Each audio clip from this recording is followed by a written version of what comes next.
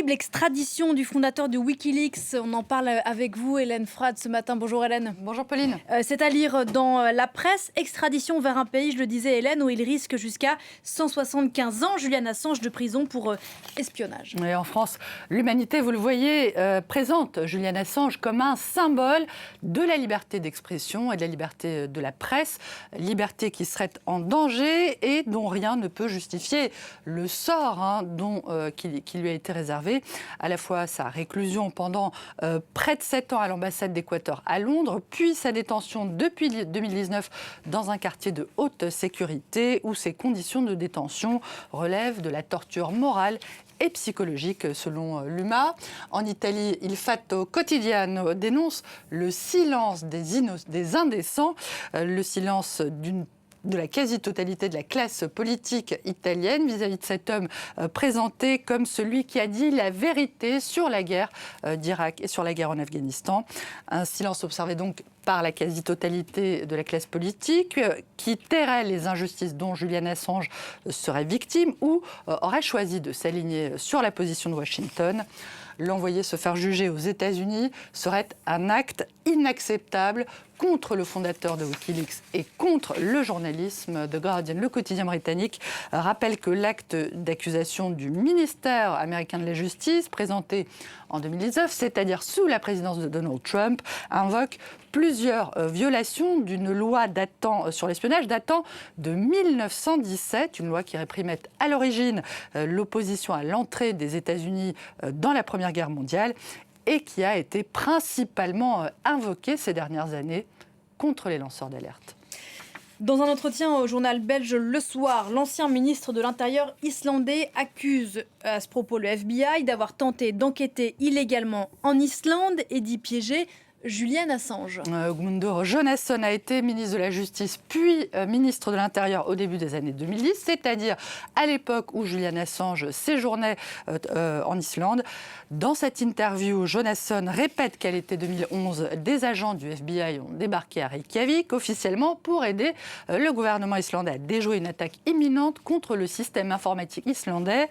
Selon cet ancien responsable du gouvernement islandais, au départ, il n'était question ni de Wikileaks, ni de Julian Assange, et ce n'est que dans un second temps que ces envoyés ont dit vouloir, je cite, monter un coup contre Assange en tendant un piège avec la complicité d'un citoyen islandais et ainsi monter un dossier criminel contre le fondateur de Wikileaks, proposition refusée par le gouvernement islandais.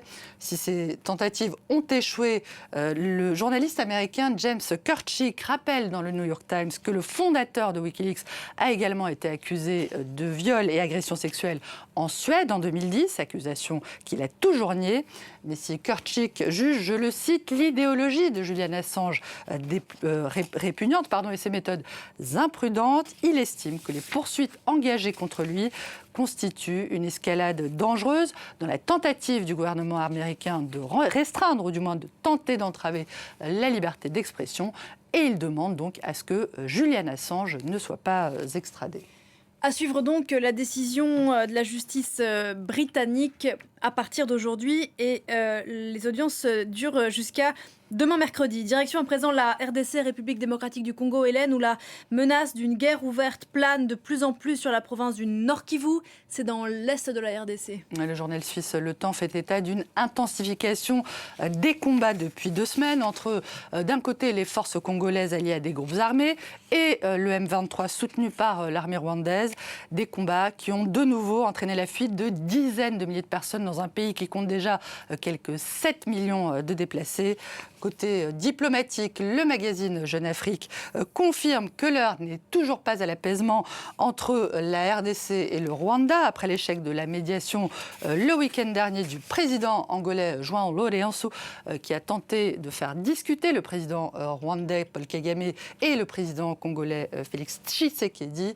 Une rencontre qui n'a débouché sur rien, confirme l'observateur Pelga, qui présente Paul Kagame, je cite, comme une sorte d'épine dans le pied du géant mais fragile colosse congolais. Le quotidien burkinabé cite certains observateurs internationaux qui considèrent que Kigali se comporte, je cite, comme une puissance impérialiste à la recherche d'espace vital et de ressources naturelles au moyen d'une interminable guerre de rapine. Une attitude dont la communauté internationale s'est longtemps accommodée, d'après le quotidien, mais qui se demande jusqu'où iront les mises en garde des gouvernements occidentaux, notamment vis-à-vis du gouvernement rwandais. Il s'inquiète que l'escalade verbale entre les deux pays cède la place à un affrontement donc ouvert et direct entre les deux voisins.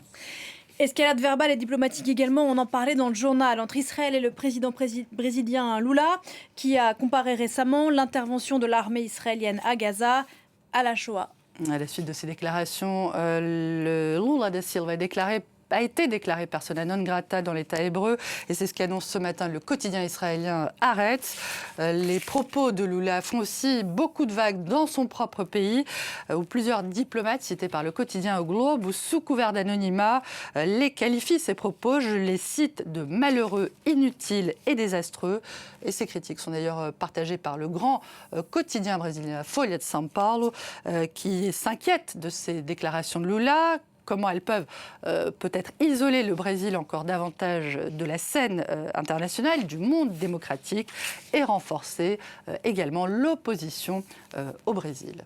On ne se quitte pas là-dessus. Avant de vous dire à demain, Pauline, rapidement, je voulais partager avec vous cet article du Times qui, pour une fois, a une bonne nouvelle sur l'absence de parité. Pour une fois, ça tombe pas trop mal. Figurez-vous que d'après des chercheurs américains, les hommes doivent passer 2 fois plus de temps à faire de l'exercice que les femmes pour obtenir les mêmes avantages à long terme. Souvenez-vous-en, Pauline, la prochaine fois que vous verrez un homme vous dépasser en sueur à la salle de sport. Je ne sais pas si ça arrive, mais moi, en tout cas, c'est la raison pour laquelle je ne cours jamais. C'est assez inutile. Bon entendeur. Merci beaucoup. Hélène, moi j'ai une